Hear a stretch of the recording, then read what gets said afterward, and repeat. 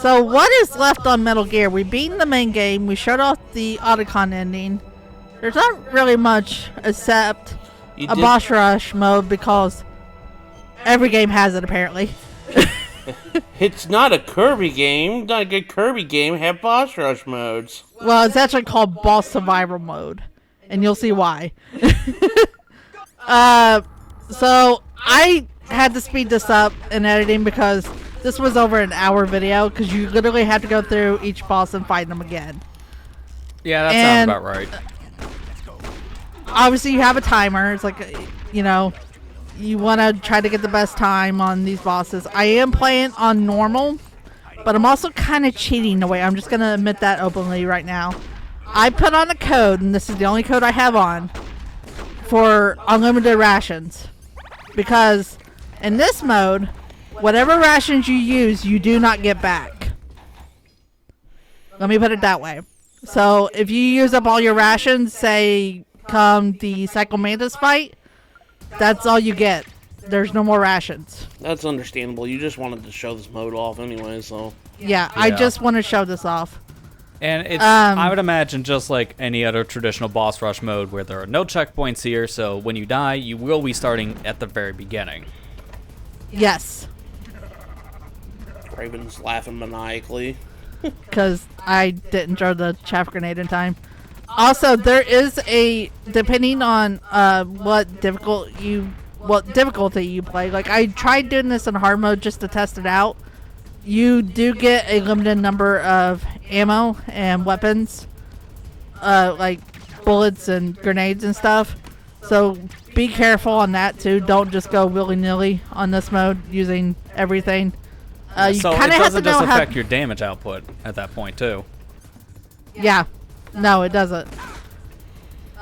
There's a couple things you need to know about this mode. Obviously, fighting through all the bosses again. A certain number of ammo for your weapons, and again, like grenades and stuff count through that. And you do have a timer. Now, it doesn't, you know, in my opinion, it doesn't really matter how good you do on this. This is just a fun little extra mode they added in. It's like, hey, I kind of see this as like practice. If you're not really good at fighting the bosses, you can maybe use this as practice playing on very easy mode. That might be a good way to put this mode, like, let me rephrase this. That might be a good way of playing this mode if you just want to play it. But I know there are very competitive people who want to do the best and get the best time on this. I'm going to tell you right now, if you want to try to get this under 10 minutes, good luck with that because the ninja fight is still the same. Oh he still talks through all the cutscenes. He still does his little thing where he bends down and talks every couple minutes. And it adds to the timer. I don't know how you would get this under 10 minutes. I'm going to be honest. Yeah, because I'm trying to see when a cutscene happens here. I'm trying to see, because we are watching back in like 2 times speed. The timer doesn't seem like it is pausing when the cutscene parts are actually happening. So yeah. I can see where that's a problem. Like, it's paused between the rounds. But like if there's like in-game dialogue, yeah, that's not going to pause. You need something to like freeze the world. Yeah, like right here when it's a proper cutscene, it's frozen. Yeah, this is like traditional boss rush mode. This is usually how a lot of them work. Yep. And like I said, every game, like modern game, has them now pretty much, like these types of games, so. It is a fun mode if you just want to play something like this and don't want to go through all the game again just to fight the bosses. If that's like your favorite part of the game, well, obviously. And honestly, that's probably one of the best parts of Metal Gear is the boss fights. Yeah. They're usually some of the most memorable they are parts unique outside of some like weird story moments. So honestly, it's a really good thing to put a boss rush mode in there, considering that, yeah. Well, we keep calling it boss rush, but it's actually called boss survival mode. It's a boss rush mode. Yeah. But see, like I'm already at 6 minutes, and I'm already halfway through the ninja fight. How do you get this under 10 minutes? Yeah, the problem was like you need to find like some kind of a stun lock if you want to do a lot of damage really fast, but due to how this fight works, I don't even see how that would really benefit you too much because of all the teleportation. Yeah. Now, the weapons you do get from each fight, you do carry over into the next fight. So I still have like my grenades from the tank fight, but you don't get like your thermal goggles. You don't get like the night vision goggles or anything like that. They want you to do this legit. So usually my way of cheating to see him when he's hidden is using like the thermal goggles, but I can't do that here obviously. So that kind of takes up a little bit more time too. And correct me if I'm wrong, but I believe that this is exclusive for Twin Snakes, because I don't remember this being a thing for the PS1 version. No, the PS1 version had its own little thing, but this was not it. It had like a... How do I put this? It had like a little glimpse of the next game, which was the VR missions game, because they were still working on Metal Gear 2 or Metal Gear Solid 2 at the time. So they added VR missions as a kind of like, here, we know you want Metal Gear. Here's a game to hold you over until we're done with Metal Gear Solid 2 kind of thing. Yeah, and they like, did VR missions were originally just a little side mode in this for training, and then became like a whole spin-off just as like, yeah, a thing for padding going to Metal Gear Solid 2. Yeah. But that's like a weird experience in general if you ever played that. You would know, you played it on stream. Yeah, I was gonna say, I would say some of the missions were worth it, and the others were kind of stupid. they were weird. Really did not feel like anything from any of the other games in this whole franchise. Also, you may notice the Hideo thing does not come up here, so you have no time to switch your controller. But does it still work in the same way where you have to use the second controller in the fight? Yep, you still have to do the normal way. So it's either have it prepared ahead of time, because you know Mantis is coming, or use cheats at this point, if you don't want to take the hit. Or, you know, just take the hit, because it ain't gonna kill you. This is where we have the patent-pending Bowser throw method on standby, where you have your console right next to you and you're ready to unplug your controller in the other port, and when you're done with the fight, you plug it back in the other port. This is what we do, so we don't destroy our N64 sticks on Bowser's. Now, one of the things I wanted to talk about here with the Mantis fight, one of the things I did not show in the main playthrough, because I was too focused on beating Mantis, the pictures and stuff that he throws at you, you could actually destroy those ahead of time and he won't be able to use them. It doesn't work for everything, like the chairs he'll still pull out because you can't destroy the chairs.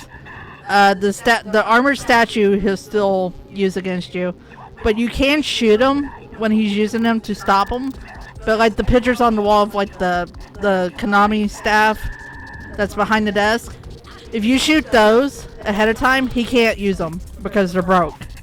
Huh. So that kind of saves you some time on the part where he's using every item in the room. I did not show that in the main playthrough. I realized that when I was going back and editing this, and I was like, hey, I better show this off in the boss rush mode then. there they go. All the pictures are there. Yeah. Like, he'll use his base here on the table. You can shoot it. The lamp, see, you can't destroy the chairs, but the lamp here, he'll use. I'll eventually go back and shoot it here in a second. Just trying to focus on Mantis right now. Get rid of that picture. Yep. Get rid of the picture of the developers for whatever reason. We don't need to know who they are. We already know them. I mean, we kind of forgot what the studio was because they have been long but defunct. Yeah. Unfortunately. Wolf 1. Yep. I like the little calling part in the beginning, like it's from a fighting game. Like, that just feels very out of place for Metal Gear. Yeah. It does. I love it, though. Also, this is important to mention. The medicine you get for the shaking on Snake. Ooh, that was bad video glitch there. I don't know what happened there. The shaking, the pills that you use to stop the shaking for Snake when he's holding the sniper rifle, you do get a limited number of those too. And that does carry over to the second wolf fight. So if you use them all here, good luck. Be very sparingly with your If you're using items. All of them in this fight, you're just going to have to rely on your Nikita. No, you can't even use that. Oh, you can't even use that? In this fight, you're really just sniper only. That's just only fight 2. Because Nikita can't reach her from up on the top rafters there. Well, I'll give you guys a hint. It doesn't give you the Nikita and the second wolf fight, you have to use the sniper. Oh, okay. Well, Yeah, so no cheese for second fight, even. Nope. See, this reminded me a lot of the Ocarina of Time boss rush mode they added in the 3DS version. Because they give you limited inventory and the stuff you would have for that specific point in the story playthrough. So, like, say, if you're fighting Goma, you're only going to have the slingshot, sticks, and nuts because that's all you can get up to that point. You're not going to come in with, like, light arrows and the hero's bow or something. And they kind of do the same idea here in this boss rush. So, you have to remember, like, oh, I have to play like this during this part of the game. Like, I only have the sniper rifle. So, it trains you also for how to fight these things again if you're playing through story mode again, which is really good if you're doing the harder difficulties, because that is nothing but resource management, the mode. Yeah. The worst fight of this, the high D fight, because he still does his thing where he's like, I'm gonna play peekaboo and go under the building here, and you have to wait. Thank God for speed up editing, right? That's all I'm gonna say. You know, I'm doing an old quote from old Aaron Hansen from Game Grumps saying, oh, there's so much goddamn waiting in Ocarina of Time, Ball. There's so much goddamn waiting here in this high D fight. I mean, you're not wrong. No, thank you. I'm not hungry. Also, you don't have to move here because if you're on this side of the battlefield, or the roof, I should say, he aims for the other side first. If you know the pattern, he always goes for that side first, and then at the end, he aims where I'm standing at now. During that part where he first shoots the other side, take the free hit on him and shoot him, because he's not going to hit you. He's just going to sit there and wait until the thing explodes. So take the free hit. Get a free hit on him. That's another thing I did not show off in the main playthrough that I wanted to show. Yeah, like knowing the boss patterns more especially helps in a mode like this with limited inventory, but it also does teach you more weaknesses of these bosses in general for those repeat playthroughs. Because you may not notice that, there's a time where this helicopter just parks and you get a free hit. So you may actually learn that here, and they can use that in your future runs of Twin Snakes. Yep. Alright, Wolf 2. Now see, like, you had the Stinger missile, but what that's gonna do? Yeah, you know, like, oh, let me just shoot the straight. And what do you mean it doesn't work? So your only friend here is the sniper rifle. And unfortunately, I did not take my own advice and used all the pills. So I'm kind of screwed here. I was thinking I'm gonna have to restart this and re-record this here. But then I thought about it, I was like, well, maybe I could get lucky and use my old trick from when I was a kid. I have plenty of ammo. I have currently 54 bullets in the rifle. So what I like to do is when she's running back and forth, kind of take a couple shots like that and hit her. Get some free shots on her. If you're good enough, which I'm not, you can get some good hits on her. Yeah, because without those pills to steady your aim, it is still possible to shoot Wolf this far away, but it just becomes a lot more inaccurate. But if you're really good with like flick shots on a control stick, then you might not find this to be too bad. It really just depends on how you can feel on playing like first-person shooters on a stick. Let me remind you, you're playing this on a GameCube controller with that tiny little C stick that barely has any grip. Yep.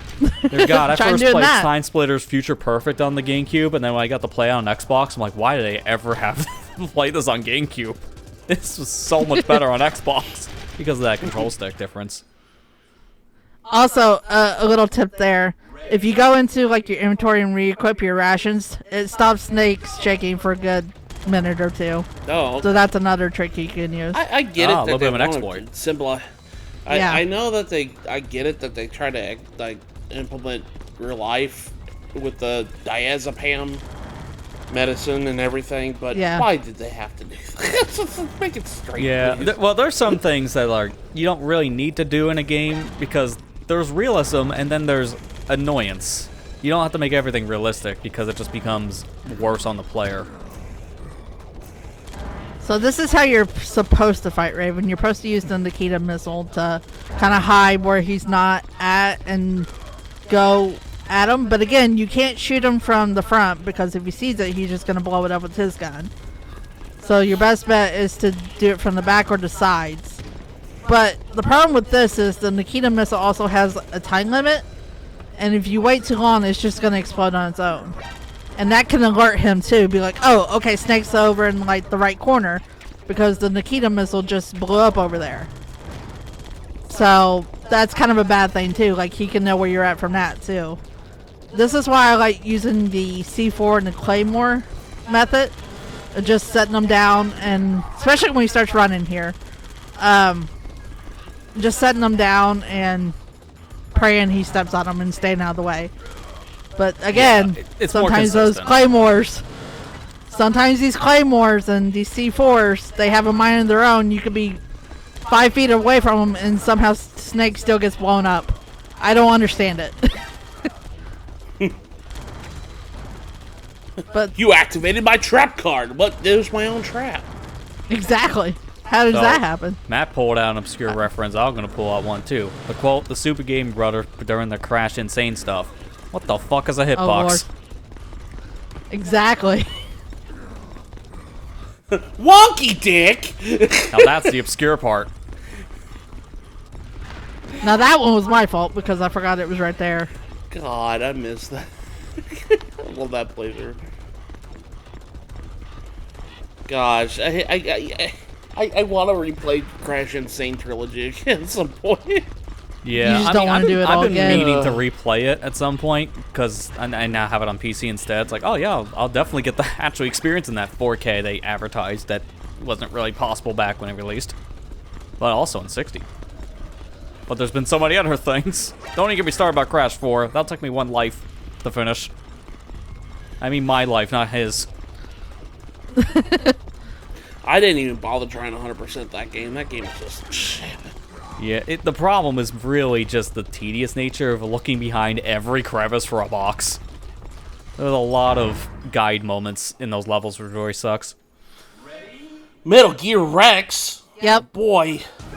So, remember in the main playthrough I showed you how to do this with like somewhat of a cheating method where you kind of just take the hit and you can easily beat them? I'm actually going to try to show you what you're supposed to do here. So, once you get a hit, you want to run, but not be near these explosive barrels, obviously, because once those missiles hit that, Snake goes bye-bye. Let me put it that way. And if you don't have rations on you, well, game over. And you do not want to die here because this is the last fight. Well, second last fight. Yeah, I was going to say, penultimate fight here. We know who comes up after this. Spoilers. Man inside Rex. Yep. And yes, you do have to do both phases here for Metal Gear Rex. Just like you did in the main game. Do we have to watch the 20-minute cutscene in No, between? thankfully, Okay. Fox is not here. He decided to go for a coffee break. I was going to say, it's like, is he going to be like, no, can't do it. Yeah. Can't do it. So this is how you're supposed to do it. Aim at liquid, fire, run. Aim, fire, run. And you can look for any like extra Stinger missiles or rations that might be here. But again, be very careful. You do not want to die here because if you die here, you have to do this whole mode over again, starting back with Ocelot. Yeah, and keep in mind right now, look at that timer. It's at 28 minutes. So it's not like this is a short adventure. No. Liquid. Last fight. Oh, we don't fight him on the truck? Nope. This is considered the last fight here. Now, usually you would not have rations here. Snake would be without anything here, including health. Like, well, including rations, obviously. But because we're cheating, well... Well, to be fair, I'm you not can still doing have this over rations again. getting here in general because of how the boss rush mode works. You just have to be really conservative. Yeah. And you only get 5 of them on this mode. So, think about playing this like on extreme mode. How well would you do? You know? Yeah, it's already hard enough to get through the main game itself on that difficulty. I would not imagine trying to do the boss rush on extreme. Yeah. And no, that timer is not for the bomb this time. Yeah, I was gonna bomb's say still- it's gonna be the same idea where if it hits 0, you just lose. So Yeah. it's funny to have a timer in a timer. But there we go. That's basically the boss trash mode. Anybody want to go put this in and see what they... Oh. wait a Turn minute. in clear code at konamijapan.com/MGS Underscore TTS /boss /. Hey, at least you didn't have to do a cheat code to get this, time attack mode available, unlike other games. Cough, cough, Metroid. Yeah. God. I didn't even know that existed until you showed it. I was like, are Most you people serious? don't for a reason, yeah. So, I figured we got a couple extra minutes here. Let's just show off some of the dog tags what we got in our main playthrough. So if you go to the dog Not tag many. viewer, you could just see, it doesn't show like a picture of the guy or anything like that where you got it from. It kind of shows like their date of birth and their blood type and their name, like their name within the game, that is. We didn't get all the dog tags, obviously, because this isn't a dog tag run. I'm not going to hold up every soldier and be like, hey, give me your dog tags. I'm a collector of sorts. No. That's whatever we got is what we show here. It's nothing really special. It's not 100% playthrough, but yet I still did the ghosts. Look, Matthew! there are some things that I want to do, and some things I don't want to do, and I do them anyways. There's other games I want to play, right? Yeah. On this channel, especially.